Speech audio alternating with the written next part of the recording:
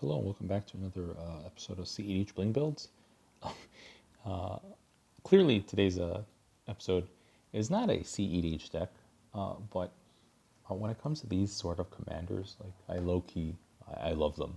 And so today we're going to feature Gyruda, Doom of Depths, which is a Dimir Kraken, and so it's going to do Dimir, typical Dimir bullshit. Now, a bit of a warning, if you came in here looking for a deck tech video of a clones Gyruda deck, this is not it. This is a meme build to bring this deck to a pod where the power level is taken way down. Still good enough to really pummel the one random who's about to win the next turn. You could telegraph that, and then you just steal the win with a Thoracle combo. But the main combo line in this deck is it's something you ain't never seen before. I promise you that. And so, quick fun fact: Gigan, this Godzilla promo art. Gigan was the first opponent of Godzilla to battle him and make him bleed. Like he sliced him in the shoulder, and Godzilla's like gushing blood. It was great, and I think that was the first time that happened in those movies. Anyway, so let's get into the deck. So you have both arts. You gotta have both arts. You gotta keep these Ikoria Godzilla promos Japanese. You gotta keep it real because the movie's not Dutch or French or Spanish or English. It's Japanese movie. And you have your extended foil Gyruda. So here's the main combo line: mortuary. What the hell is a mortuary? I've never seen this in my life. What is this? One of those fan altered, fan created cards? No, it's quite a real card, and it has no synergy. It doesn't synergize with the deck. Like there's no other part of the deck outside of the combo that needs mortuary. But if you have a sacrifice outlet, mortuary puts the creature in play back on the top of the deck, which you see, I saw it. I saw the light bulb turn on in your brain. So if you have a sack outlet and you sack Gyruda, right? So Gyruda ETBs with the Gyruda trigger on the stack, you sack Gyruda, and then triggering the mortuary. Gyruda will resolve, and everyone mills 4. You're going to hit your evenly costed Gyruda and enter it onto the battlefield. Rinse, wash, repeat until everybody's milled out, and call it a day, right? Unfortunately, the type of pods that this deck is going to be played in, you're going to have the one random with a Guy's Blessing, like for no reason, or a Titan that their brother gave to them before they went off to the army or something. Now, I might be mistaken, but I think Gyruda could snatch up like a Kozilek before it goes back into get shoveled back in. But I don't think what was the other one? Ulamog. I don't think he can snatch up Ulamog. It's a 11 drop. Kozilek is a 10 drop. But I'm pretty sure he could snatch up the Kozilek, the Ulamog. I'm pretty sure he can snatch up the Kozilek without a problem before his ability triggers, activates, or resolves, or whatever. So with our sacrifice outlets would be Viscera Seer or Caravan Feeder. So these 3 cards, the Mortuary, Viscera, and the Caravan, they don't do anything else in the deck. And I guess like Gyruda could just ETB one time, because, but outside of having that 11 CMC combo on board, there's no reason for any of these cards. So it gets relegated to the meme decks, and that's asking a lot. I know clone decks, they want to abuse Gyruda, but in my opinion, this is like anime fantasy. Like you're gonna play your 4, 5, 6 CMC clone a Gyruda to take your opponent's 2-drop Manadork. I don't know. I don't know. So Dimir, we have Thassa's Oracle. It's just too easy of a combo. Rhetorical, Demonic Consult, and Tainted Pact. But outside of the Tainted Pact and Consult, we can win through Thoracle in our Doomsday piles. A lot of this includes like draw cards, like draw two draw cards with Thassa's Oracle in the same pile. Because don't forget, Thassa's Oracle doesn't necessarily need to draw into an empty library to win. And it's nice to dust off these cards like Doomsday every now and then. Like I haven't played Doomsday in many years. A lot of cards in this deck, like I haven't played in many years, and so it's kind of sad, but it's like they get like one last chance to see play before they maybe get like sold off. We have a Dauthi Voidwalker. I always make the argument that I like Dauthi in Grixis decks because the wheels, my wheels, I can't depend on my opponent and their wheels or them playing fast and them giving me pieces that I could use. It's just a luck thing. Like I could never depend on my opponent's ability to play for me to be reactive, for me to utilize that to my advantage. I can't play around my opponent, so I have to do my own thing. But Dauthy's fine, nonetheless, because if he's on board when I'm doing my stupid 11 CMC mortuary combo,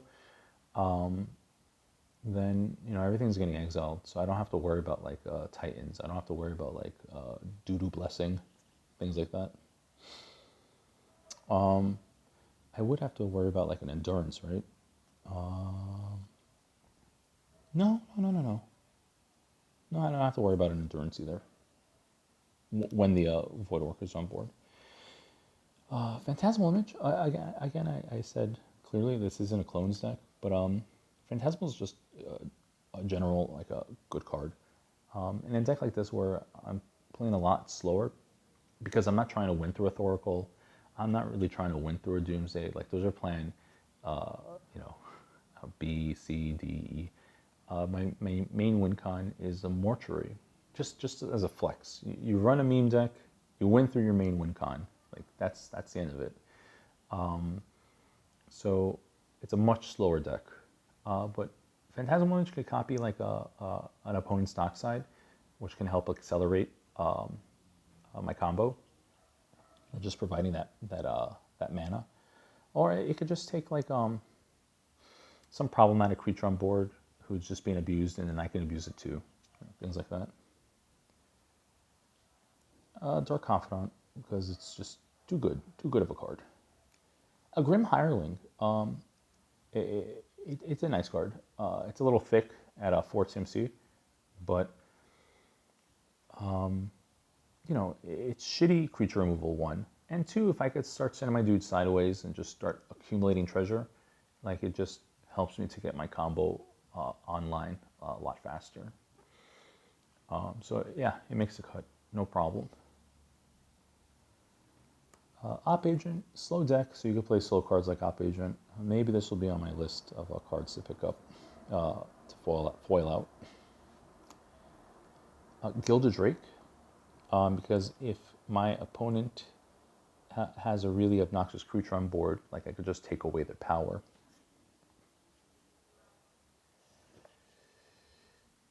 Moving along to our counter package, soft counters, hard counters. We have Miscast, Dispel, Swan Song, Mental Misstep, Unsubstantiate, Delay. Now, Unsubstantiate and Delay, normally in other decks would be like a Fierce Guardianship, a Flusterstorm, right? The thing is, in this deck, Gyruda is not on board for me to take advantage of like a Fierce Guardianship. And I'm not really storming off. I'm just playing like I'm doing draw go, draw go. I'm not storming off, so Fluster Storm becomes a little bit weaker for me. And a mana drain, which is perfect in this deck. The dream would be my opponent casting like a 4-drop and me countering that. So yeah, just add that 4 generic to my mana pool, and that will help cover the cost for some of these clunky pieces in my deck, in my combo. A Force of Negation, Pact of Negation, and a Force of Will. Then moving on to our counter, our removal package, we have a Chain of Vapor, Winds of Rebuke, Resculpt, Toxic Deluge, and a Cyclonic Rift. Again, slower deck, so I could afford to run like slower cards. This Cyclonic Rift, I have no doubts that it's really gonna put in work. It's gonna definitely be overloaded. You know, in the pods I'd be playing this deck in. Our rituals, we have a Dark Ritual, Cabal Ritual, Reign of Filth, and a Culling, though weak. And then moving on to our tutor package, we have a Mystical Tutor, a Vampiric Tutor, Imperial Seal, Demonic Tutor, and then a Praetor's Grasp, because I could take away your card and play better than you can. I guarantee that, even if I'm running a meme deck. Some recursion, we have Reanimate, Unearth, and a Yawgmoth's Will. A notable exclusion would be Intuition. There's just not enough clean Intuition lines, I don't think, that I'd be interested in to put it into a deck like this. And then we have some of our draw spells. We have Brainstorm, Gitaxian Probe, Ponder, Preordain, and Ponder. And then a lot of these weird, wacky, like draw spells, cards that again, I don't get to play a lot, but it's nice to play them once in a while, especially in these like clunky, modern Doomsday piles. We have a Night's Whisper, Careful Study, Frantic Search, and Predict. So a Predict, I know it's Japanese language, but I'll just explain to you what this card does. It's a 1 and a blue, instant speed, and you choose a card name, and then target player would then mill the top card of their library into the grave, and so if you call the name right, you draw 2 cards. If you call it wrong, you draw 1 card. So it helps one particular Doomsday pile with like that Oracle and an Unearth and a Predict. And then once in a while you get to cuck like the one opponent who is like a Worldly Tutor, Enlightened Tutor, Mystical Tutor. Just just like gotcha, boom, mill that card, and then you go plus off of it. Peer into the Abyss, Adnause, Windfall, and of course a Time Twister. Not enough wheels for me to like run a Notion Thief or a Narcissus Reversal. I know they're really strong cards, and in those pods where you have your opponents that are wheeling and just drawing, you go plus. But unless I'm doing the wheeling, I can't, like I said, I can't depend on my opponents to do that. It's just the name of the game. It's just from my experience and my luck. It's just how it is. Our enchantments, we have Rhystic Study, Mystic Remora, and then Necropoints. I could play the Necropoints, no problem. And if you can keep your hand full, if you could play Necropoints and play the Necropoints, it's just really good to be able to keep your hand full. And then moving on to our rocks, we have a Lotus Petal, Jeweled Lotus, Talisman of Dominance, a Dimir Signet, Arcane Signet, a Fell Warstone, which is fine. I'm in blue-black, so the Fell Warstone is still going to get like a ton of value. Blue-black, it doesn't matter how sweaty or not sweaty or tabletop the pot is, kitchen table the pot is, there's going to be a blue and a black deck. It's going to happen. I'm going to be so sad when they make this into like a secret layer. Chromox, Mox Opal, Mox Diamond, and then our colorless rocks, we have not our colorless rocks, our generic mana rocks, we have a Grim Monolith, and a Vault, and a Soul Ring, and a Mana Crypt. Just the name of the game is to make my 11 for my combo and go off. It's 11, it's a 4, 5, 6, 7, which with 7 of that being generic. And then the 7, 8, 9, 10, 11, the other 4 is straight black. Or you can have blue for the Gyruda. Utility artifacts, we have a Wishclaw Talisman, a Sensei's Top, and a Bolus Citadel, which is nice. I explained it before, it's like a more clunky, convoluted, more moving parts version of ad nauseum. You can add a Aetherflux Reservoir to the mix to have a win condition, but then you have a 3-card win con, and that's more clunky. These cards, independent, have nice synergy together, but are still good independently. And then if you're in Underworld Breach with Infinite Treasures or something like that, you could make the Citadel a win condition. Or if you're in Infinite Treasures and a Dramatic Reversal combo, you could do the same thing too, I guess. And then wrapping these up with our lands, we have a Verdant Catacomb. We have our 7 fetches. Oh, I'm excited. I get to play cards that I don't really play. Like I said, I mentioned that several times, that they're just one step away from going into my sell on eBay pile. Now, to accommodate our Tinted Pack line, we have 1 island, 1 snow island, 1 swamp, and 1 snow swamp. We have our Water Grave and our Underground Sea. Our other duels, we have a Morphic Pool, Underground River, our Clearwater Pathway, and then a Sunken Ruins, and a Tainted Isle. These cards are fine for now.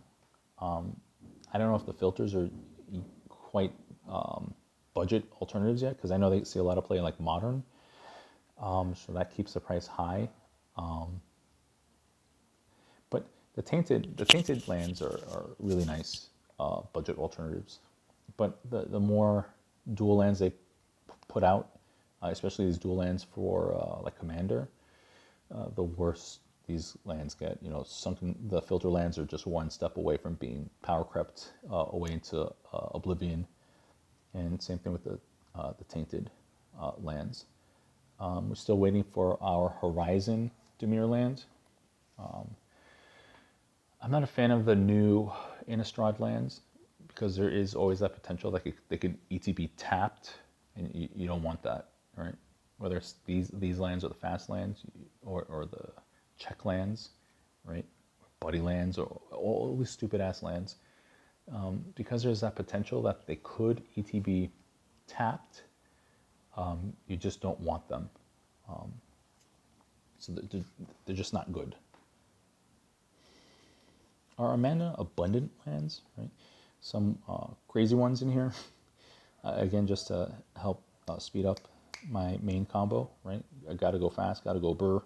We have an Ancient Tomb, Phyrexian Tower. I'm glad I never foiled this out, because there's a secret layer, Dracula Castle variant on the way, which is kind of neat.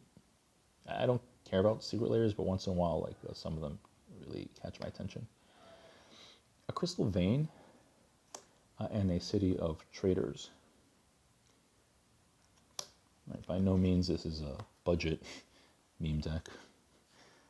And then our Rainbow lands. We have Gemstone Caverns, a Command Tower, Spire of Industry, Exotic Orchard, because blue-black, it's going to be, I'm going to be able to absolutely 100% get value out of the exotic.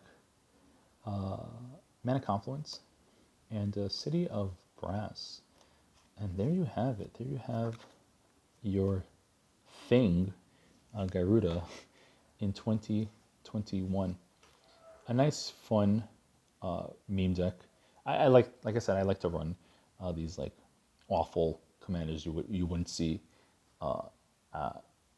in like past the month they come out, right? A lot of these things, they come out and then they're the flavor of the week, flavor of the month, but then they just fade into obscurity. But when it comes to these sort of commanders, like I kind of like them. So yeah, let me know in the comment section what you want to see next. I'll try to put it together. I'll try my best to put it together. If it's competitive, I have it. But if it's not, I'm not going to have it. And yeah, thanks again.